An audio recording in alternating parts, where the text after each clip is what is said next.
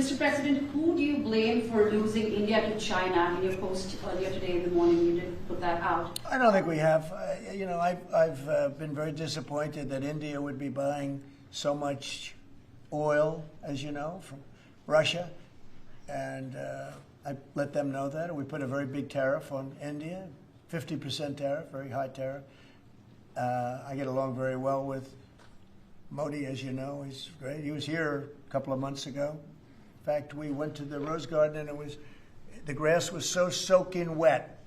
It was such a terrible place to have a news conference. I said, well, let's use a beautiful white stone emblematic of the White House, okay? And it's been very well received. But we had a news conference on the grass. That was my last news conference I had on the grass because everybody sunk in. You probably sunk in. Every reporter out there, they ruined their shoes. We made that change. It's been a really well-received change.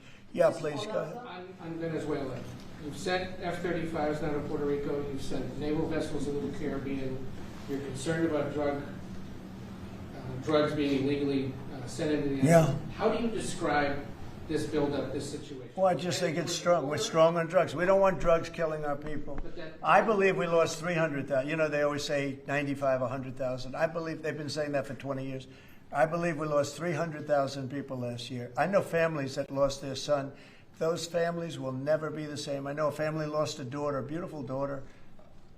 In fact, it was like she took something that she thought was like a minor deal, and it turned out to be riddled out with fentanyl, the size of the head of a pin, and you're dead.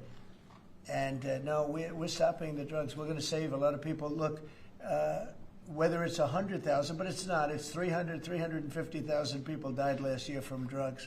And we're not going to let that happen to this country. Think of that. Think if you're in a war and you lose 300,000. We'll lose 600,000 in the, pretty much between Gettysburg and all of that, the Civil War, we lost, 600,000. So we're losing half of that every year to drugs. We're not going to do it. We're not going to allow it to happen. You think of the wars.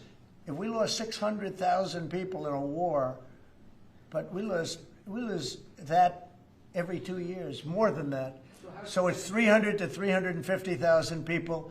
And when I see boats coming in, like loaded up the other day with all sorts of drugs, probably fentanyl mostly, but all sorts of drugs, and we're going to take them out. And if people want to have fun going on the high seas or the low seas, they're going to be in trouble. I will tell you, boat traffic is substantially down in the area that happened. They called it the runway. It's a runway to the United States.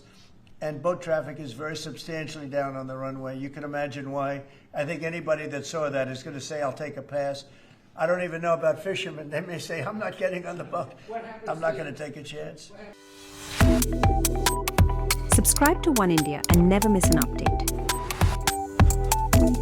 Download the One India app now.